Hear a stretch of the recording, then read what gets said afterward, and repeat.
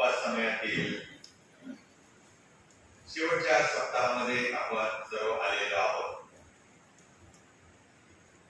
पुढील सप्ताह हा पवित्र सप्ताह असणार आहे आणि त्यामुळे उपास समयातील शेवटच्या बुधवारी तुम्हा सर्वांचं प्रभूमध्ये मी स्वागत करतो.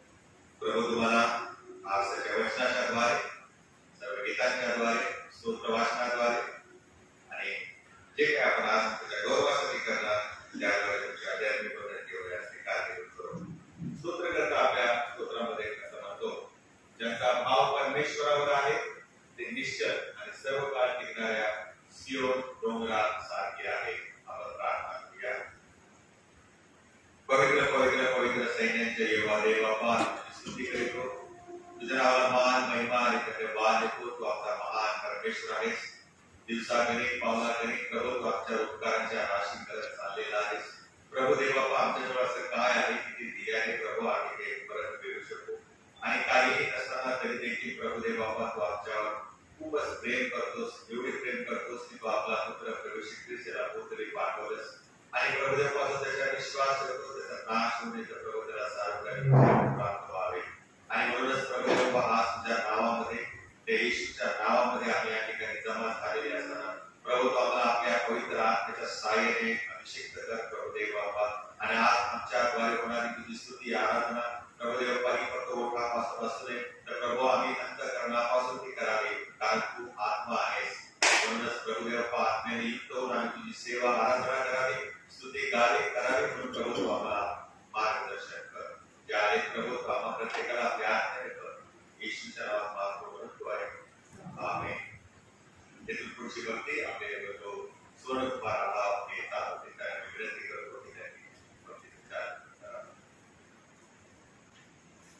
परमेश्वराची स्तुती करा. परमेश्वराची स्तुती असो. हालेलुया.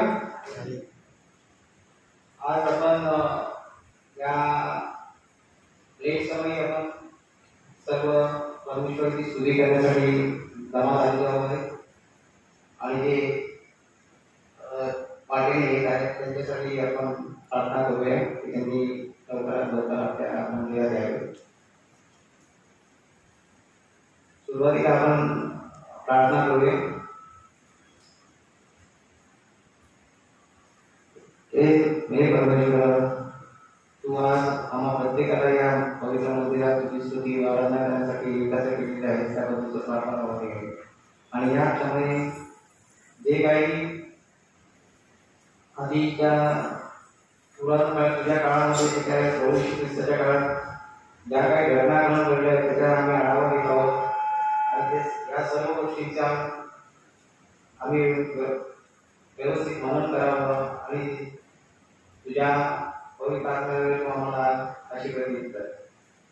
येशू ख्रिस्ताच्या नावात माहिती म्हणत आहे. आमेन. आपण भक्तीची सुरुवात ठिकाणी करणार आहोत. गीत क्रमांक 500.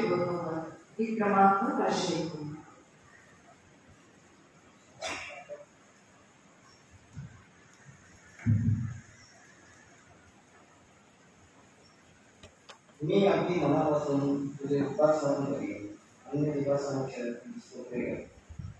तुझ्या पवित्र मंदिराकडे वळून मी तुझी उपासना करेन. तुझ्या दयेमुळे व तुझ्या सत्यामुळे मी तुझ्या नावाची उपासना करेन. कारण तू आपल्या संपूर्ण नावावरून आपल्या वचनांची चोरी वाढवली आहे. मी दावा केला तो तू त्याच दिवशी ऐकला. तू मला हिंमत दिली तेव्हा माझ्या आपल्याला सामर्थ्य प्राप्त आहे. आपण स्तोत्र शास्त्र हे आले पाहिजे. स्तोत्र शास्त्र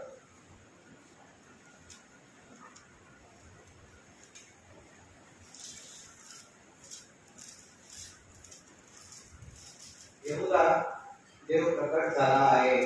इस्रायला त्याचे नाव तो आहे.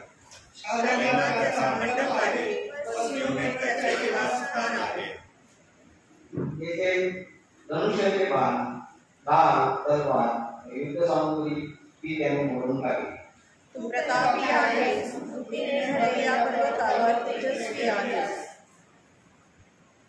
जातीच्या धैर्यवानांना लुबाडले आहे, जे झोपी गेले आहे, त्यातील कोणीही बलवानाचे हात चालेना.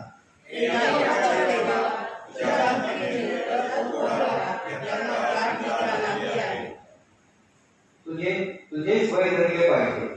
तुला एकदा क्रोध आला म्हणजे तूच पुढे कोण उभे राहील?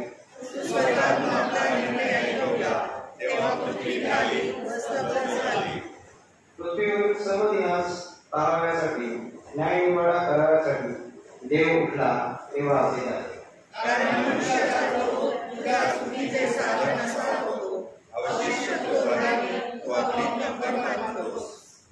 परमेश्वर तुमचा देव, याला नमस्कारा व ते पिळा. ज्याचे भय धरले पाहिजे त्याला त्याच्या सभोवतालचे सर्वांनी नजराने आणावे.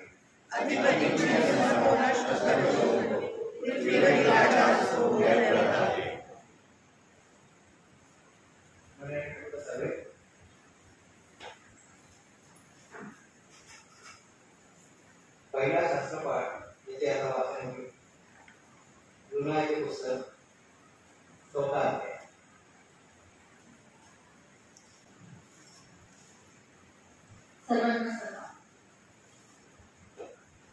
योनाला यावरून फार वाईट वाटले व त्याला राग आला. तो परमेश्वराला विनंती करू लागला की हे परमेश्वरा, मी आपल्या देशात होतो तेव्हा हे माझे म्हणणे होते की नाही, म्हणूनच मी तशाच पळून जाण्याची त्वरा केली. मला ठाऊक होते की तू कृपाळू, कणवाळू, बंधुत्व, दया संपन्न, अरिष्ट आणल्याबद्दल अनुताप करून घेणारा असा देव आहेस. तर आता हे परमेश्वरा, माझी विनंती आहे, माझा प्राण घे, कारण जगण्यापेक्षा मला मरणे बरे वाटते. तेव्हा परमेश्वर म्हणाला, तुला क्रोध येणे हे बरे काय? मग योना बाहेर जाऊन शहराच्या पूर्वेस बसला. तेथे त्याने एक मांडव घातला आणि शहराचे काय होते ते पाहत त्याच्या छायेत बसला. परमेश्वर त्या देवाने तुंबीचा एक वेल उगवला आणि तो वाढून त्याची छाया योनाच्या डोक्यावर यावी व त्याने पिढेतून मुक्त व्हावे असे केले. या तुंबीमुळे योनाला फार आनंद झाला. पण दुसरा दिवस उजळला. तो देवाने एक किडा उत्पन्न केला. तो त्या तुंबीला लागला तेव्हा ती सुकून गेली. मग असे झाले की सूर्योदय झाल्यावर देवाने पूर्वीच्या झळेचा वारा वाहिला. तेव्हा ऊन योनाच्या डोक्याला लागले. त्याने तो मूर्छित झाला व आपणाला मृत्यू येऊ अशी विनवणी करून तो म्हणाला, मला जगण्यापेक्षा मरणे बरे वाटते. तेव्हा देव योनाला म्हणाला, तुम्हीवरून दूर राहावे हे बरे काय? तो म्हणाला, रागामुळे माझा प्राण गेला तरी पुरवले. परमेश्वर म्हणाला, या तुम्हीसाठी तुला काही श्रम पडले नाही, तू हिला वाढवले नाही. ही एका रात्रीत वर आली व एका रात्रीत गेली. तिची तू इतकी पर्वा करीतोस, तर उजव्या डाव्या हाताचा भेद ज्यास कळत नाही अशी 1,20,000 अधिक माणसं व पुष्कळांशी गुरढोरे ज्या मोठ्या निम्मे शहरात आहे त्यांची मी पर्वा करू नाही काय?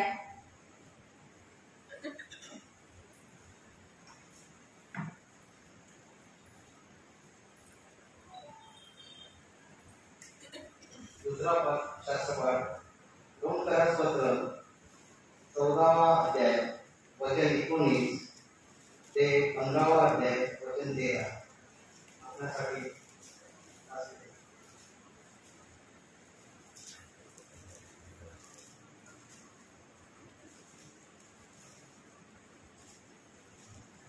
दुसरा शास्त्रपाठ रोमकरपत्र याचा 14वा अध्याय 19 ते 15वा अध्यायाचा 13 वचनापर्यंत आपण ऐकू.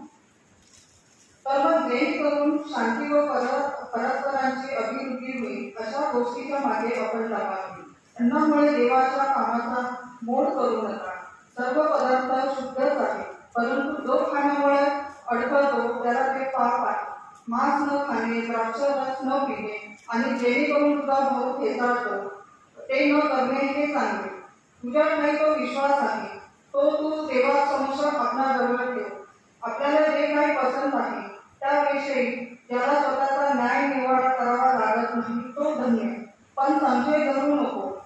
धरून जो खातो तो दोषी ठरतो, कारण त्याचे खाणे विश्वासाने नाही, आणि जे काही विश्वासाने नाही ते पाप आहे. आपण जे सबळ आहोत त्या आपण दुर्बळांची दुर्बलता शोषली पाहिजे. आपल्या मुखाकडे पाहू नये.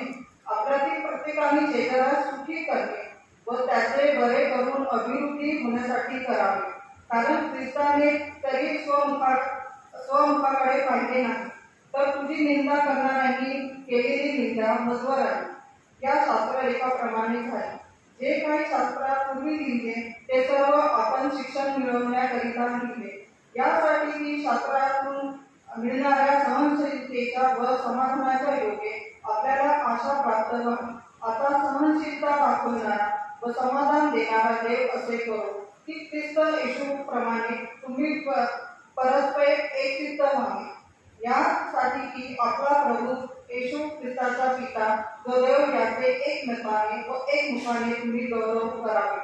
जसा ख्रिस्ताने देवाच्या गौरवाकरिता आपला स्वीकार केला, तसा तुम्हीही एकमेकांचा स्वीकार करा. मी असे म्हणतो की देवाच्या सत्याकरिता आपण पूर्वजांना दिलेली वचने खरी करण्याकरिता आणि विदेशी लोकांनी त्यांच्या दयेमुळे देवाचे गौरव करावे, याकरिता ख्रिस्त सुंदर झालेल्या लोकांचा सेवक झाला. यास्तव विदेशी लोकांमध्ये मी तुझे स्तवन करेन व तुझ्या नामाचे स्तोत्र करेन, असा शास्त्रलेख आहे. विदेशांना त्याच्या प्रजेबरोबर जय जयकार करा, असा एक लेख आहे. सर्व विदेशांना परमेश्वराचे स्तवन करा आणि सर्व लोक त्याचे स्तवन करो, असेही शास्त्रात सांगितले आहे. आणखी यशया म्हणतो, ईशायाचा तुम्हाला कुठे, तो विदेशांवर अधिकार कराव्यास उभा आहे, त्याचवर विदेशी आशा ठेवली. आता आशेचा देव तुम्हाला विश्वास धरण्यास सर्व हर्षभरीत व शांतीपूर्ण करो, असे की तुम्हाला पवित्र आत्म्याच्या सामर्थ्याने विपुल आशा प्राप्त व्हावी. ते वाचलेले वचन आशीर्वाद देतो.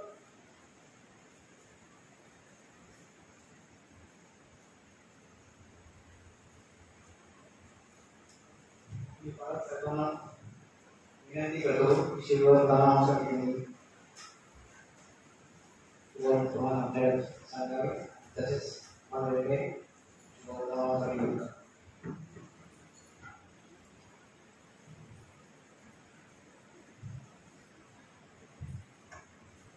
प्रभू तुम्हाला असो. शुभवर्तमान संत योहान यांनी लिहिलेल्या शुभवर्तमानातील 11व्या शुभवर्तमान लिहिले आहे आणि त्याच्या 45व्या वचनापासून शुभवर्तमानास प्रारंभ होतो. बरीकडे आलेल्या यहुद्यांनी त्यांनी जे केले ते पाहिले आणि त्यांच्यापैकी पुष्कळ जणांनी त्याचा विश्वास दाखवून कित्येकांनी पुरुषांकडे जाऊन येशूने काय केले ते त्यांना सांगितले. यावरून मुख्य याजकांनी आणि पुरुषांनी सभा भरून म्हणते, आपण काय करीत आहोत, कारण तो मनुष्य तर पुष्कळ चिंते करतो. आपण त्याला असेच सोडले तर सर्व लोक त्याच्यावर विश्वास ठेवतील आणि रोमन लोक येऊन आपले स्थान व राष्ट्रही हिरावून घेतील. तेव्हा त्यांच्यापैकी कैफा नावाचा कोणी एक मनुष्य जो त्या वर्षी प्रमुख याजक होता, तो त्यांना म्हणाला, तुम्हाला काहीच कळत नाही.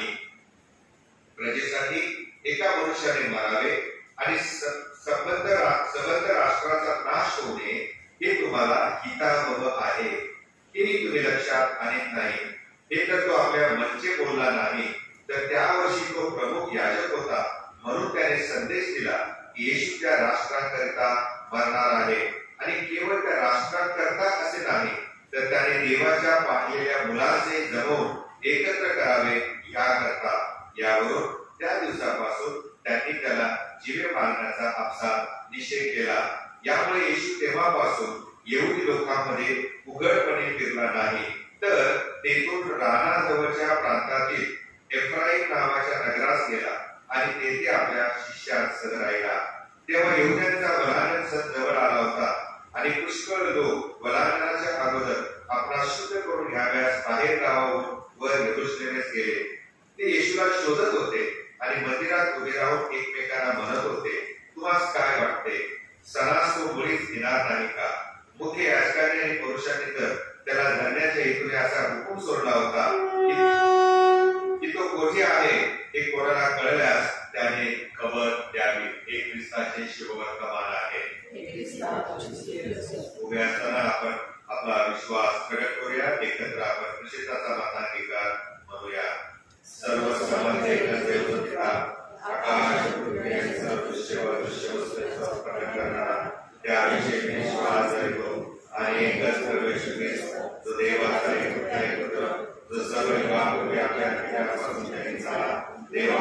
दे, प्रकाशापासून प्रकाश, खऱ्या देवापासून काळ दे, जो जनिता आहे कृत नाही, जो त्याच्या तत्वाचा आहे, ज्याकडून अवघे झाले, जो आम्हा मनुष्यासाठी आमच्या तारणासाठी स्वर्गात उतरला आणि पवित्र आत्म्याद्वारे उभारी म्हणजे वासुदेवदारी मनुष्य झाला आणि मध्ययुगाच्या वेळेस आम्हासाठी ज्याला खुशी दिले, ज्याने दुःख भोगले त्याला भोगले, जो शास्त्राप्रमाणे तिसऱ्या दिवशी पुन्हा उठला आणि स्वर्गात चढला आणि त्याच्या उजवीकडे बसला आहे आणि जो जिवंतांचा मेलेल्यांचा न्याय करायला गौरवाने पुन्हा येणार आहे, ज्याच्या राज्याचा अंत होणार नाही, त्याविषयी विश्वास त्याच्या आराधना गौरव होते, जो भविष्यवाण्याकडून बोलत असेल त्याविषयी विश्वास येतो आणि एक पवित्र कॅथलिक व प्रसिद्धी एकलेसीविषयी विश्वास येतो, पापांच्या क्षमेसाठी एक बाप्तिस्मान सजीवन करीतो आणि मेल्याचे पुनरुत्थान व परलोकीचे जीवन याची मी प्रतीक्षा करतो.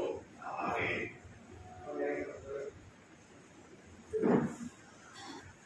मी बाळासाहेबांना विनंती करतो. गेले 3 बुधवार आपण योनाच्या पुस्तकातून पाहत आलेलो आहोत आणि या 3 बुधवारी आपण एक अध्याय मननासाठी घेतलेला होता. पहिल्या अध्यायामध्ये आपण पाहिलं की परमेश्वराने योनाला एक कामगिरी दिली होती की निनिवे शहरात तू जा आणि निनिवे शहरामध्ये जाऊन माझा निरोप त्यांना तो दे. आणि आम्हाला असं पाहायला मिळालं की योनाने निनिवे शहराला न जाता तार्शिश शहराला तो पळून गेलेला आहे. आणि मग पुढे आम्ही वाचतो की परमेश्वराने समुद्रामध्ये वारा वाहायला वादळ सुटलं आणि मग योनाला खलाशाने विचारपूस केली आणि समुद्रात फेकून दिले. एक मोठा मत्स्य परमेश्वराने तयार केला. योनाला पुन्हा त्याने गिळले आणि निनिवेच्या किनाऱ्यावरती आणून सोडले. दुसऱ्या अध्यायामध्ये आपण हे पाहिलेलं आहे की योना हा माशाच्या पोटामध्ये असताना देवाची स्तुती करतो, देवाची प्रार्थना करतो आणि त्यावेळेला तो स्वतःला समर्पित करतो परमेश्वराच्या हातामध्ये. कारण त्याने अनुभवलं की मी पाप केलेलं, देवाची आज्ञा मोडली, पण तरी देखील देव माझ्या बाजूने होता. देवाने मला पुन्हा निनिवे शहराकडे आणलेलं आहे आणि आणत आहे. आणि म्हणून माशाच्या पोटामध्ये असताना योनाने प्रार्थना केली आणि देवाने त्याची सुटका केलेली आहे. तिसऱ्या अध्यायामध्ये आपण पाहतो की अद्भुत रीतीने योनाला परमेश्वराने चालवलेला आहे. ज्यावेळेला योनाने पाहिलं पुन्हा निनिवे शहराकडेच मी आलो, त्यावेळेला त्याने उपदेश केला जो परमेश्वराने त्याला सांगितला होता. आणि मग लोकांनी पश्चाताप केला. देवाच्या शब्दाने लोकांच्या अंतःकरणामध्ये तयारी केली. त्यांना त्यांचं पाप समजलं आणि देव आमचा 40 दिवसामध्ये जर आम्ही पश्चाताप केला, घरांची फार मोठी काळजी होती. योनाने जरी देवाची आज्ञा पाळली नाही तरी देखील जेव्हा त्याने पाळलं आणि देवाचा उद्देश त्या लोकांना सांगितला त्यावेळेला मोठा चमत्कार झालेला आहे. आज आपण 4थ्या अध्यायाकडे, शेवटच्या अध्यायाकडे येत आहोत. या 4थ्या अध्यायामध्ये आम्हाला हे दिसतं योना एक उत्तम मिशनरी होता. कोण होता? एक उत्तम मिशनरी होता. पण त्याच वेळेला तो सहानुभूती विरहित असा संदेशा होता. सहानुभूती विरहित म्हणजे त्याच्यामध्ये सहानुभूती नव्हती. सहानुभूती विना असलेला हा संदेश आम्हाला पाहायला मिळतो. आणि म्हणून त्याच्या त्या मिशनरी कलेकडे, गुणांकडे आपण थोडा वेळ पाहणार आणि मग सहानुभूती विना कसा तो झाला संदेशा, कसा तो संदेशा सहानुभूती विना राहिला याकडे आपण पाहणार आहोत. पहिली गोष्ट, योना हा मिशनरी आहे याचा पुरावा शास्त्रामध्ये आम्हाला आढळतो. पहिल्यांदाच आपण पाहिलं, पहिलाच अध्याय आणि पहिली 2-3 वचनं जर आम्ही वाचली तर योनाला देवाने पाचारण केलेले होते आणि देवाने योनाला सांगितले की तू निनिवे शहराला जा. मिशनरी म्हणजेच देवाने एखाद्या व्यक्तीला एखाद्या कार्यासाठी एखाद्या विशिष्ट ठिकाणी पाठवलेलं असतं आणि जो ते करायला जातो त्याला मिशनरी म्हणतात. आणि हा मिशनरी ज्या उद्देशाने जातो त्याला मिशन म्हणतात. काय म्हणतात? मिशन म्हणतात. तुझं मिशन काय आहे असं विचारलं जातं. तशाच प्रकारे योनाला त्यावेळेस जर विचारलं असतं तुझं मिशन काय आहे तर त्याने काय उत्तर दिलं असतं? निनिवे शहरात जायचंय आणि मला देवाचा उपदेश सांगायचा आहे, पश्चाताप करा आणि मग 40 दिवसानंतर निनिवे तुळीस मिळेल. एवढा छोटासा आणि हे त्याचं मिशन होतं प्रिया. आणि म्हणून आम्ही पाहतो की योनाला ईश्वर विज्ञान अभ्यास खूप होता. तो देवाला ओळखत होता आणि म्हणून त्याने परमेश्वराजवळ माशाच्या पोटात असताना प्रार्थना केली. योनाने आम्हाला हेही पाहायला मिळतं की देवाच्या वचनांचा त्याने आधार घेतलेला आहे आणि स्वतःला मरण्यासाठी, म्हणजे स्वतः मरण्यासाठी नाही पण स्वला मारण्यासाठी देखील तो तयार होता. अभिमान मानपान त्याने बाजूला ठेवलेला हो की असा हा योना ज्या वेळेला निनिवे शहरासमोर उभा राहिला आणि आम्ही काय त्याचं डिटेल पुन्हा सांगत नाही, आणि ज्यावेळेस त्याने उपदेश केला त्यावेळेला निनिवेकर पश्चातापमय झाले. निनिवेकरांनी पश्चाताप केला. निनिवेकरांनी स्वतःच पाप बदली घेतलेला आहे. आणि मग सत्कृत दर्शनी म्हणजे वरवर पाहिले असता योना हा एक चांगला आणि उत्तम मिशनरी म्हणून सिद्ध झाला. त्याने उपदेश केला, मिशन कार्य केलं आणि सगळ्या निनिवे शहराने पश्चाताप केलेला आहे. आणि म्हणून योनाची एक उत्तम मिशनरी म्हणून योग्यता आम्हाला या ठिकाणी पाहायला मिळते. पण असं झालेलं आहे की सगळं शहर पश्चातापमय झालेलं असताना देखील योना मात्र अपयशी ठरला. स्वतः तो अपयशी ठरला. लोकांनी प्रभूला स्वीकारलं, लोकांनी पश्चाताप केला, पण योना मात्र अपयशी ठरला. कारण लोक पश्चाताप करत आहे हे त्याला आवडलं नाही. आणि म्हणून प्रियानो, कधी कधी आज अनेक लोकांना देवाच्या विषयी ज्ञान आहे, परंतु आमची मनोवृत्ती योना सारखी असते. अनेक वेळा लोकांनी प्रभूकडे आलेलं आपल्याला आवडत नाही. ते कशी येणार नाही हे मात्र आपण प्रथम पाहत असतो. आणि म्हणून आम्ही पाहतो की योना एक उत्तम मिशनरी होता, पण तो अपयशी ठरलेला आहे. दुसरा मुद्दा मला असं पाहायला मिळेल की एक साक्ष आहे की निनिवे शहर प्रभूकडे आलेला आहे. त्यावरून योना उत्तम मिशनरी आहे हे आम्हाला सिद्ध होतं. दुसरी गोष्ट आहे, योना हा एक उत्तम मिशनरी होता याची साक्ष म्हणजे त्या जहाजामध्ये असलेले खलाशी. आणि मग त्या खलाशांना कळले की योना हाच त्रासदायक मनुष्य आहे. त्यांनी ओळखलं की या मनुष्यामुळे आमच्यावरती हे संकट आलेलं आहे आणि म्हणून त्यांनी समजून घेतलं की योना देवाच्या विरुद्ध या बोटीत किंवा या जहाजात येऊन बसलेला आहे. आणि मग त्यांना कळेना की पुढे आता ह्या माणसाचं काय करायचं. आणि मग त्यांनी त्यालाच विचारलेलं की आता बाबा आम्ही काय करू की जेणेकरून हे आपल्यावर आलेलं संकट टळेल. आणि मग त्याने त्यांना समुद्रात मला फेकून द्या असं सांगितलं. पुढे आम्ही पाहिलेलं आहे की काय झालेलं आहे. मग तो निनिवे शहरासमोर उभा राहिला, देवाच्या वचनातून बोलू लागला. निनिवेकरांनी पश्चाताप केला. निनिवेचा बचाव झालेला पाहिल्यावर योनाला राग आला. योनाला काय झालं? राग आला. कारण त्याची इच्छा काही वेगळी होती. आणि योनाच्या प्रार्थना जर आपण पाहिल्या, दुसरा अध्याय सगळे त्यांनी प्रार्थना केलेली आहे, नाही का? तिसऱ्या अध्यायामध्ये पण त्याने प्रार्थना, परंतु त्याच्या प्रार्थना या स्वार्थी प्रार्थना होत्या. स्वतःसाठी त्याने केलेल्या प्रार्थना होत्या. जर त्याने त्या निनिवे शहरांसाठी निनिवेकरांसाठी जर प्रार्थना केली असते तर त्याला राग नसता आला.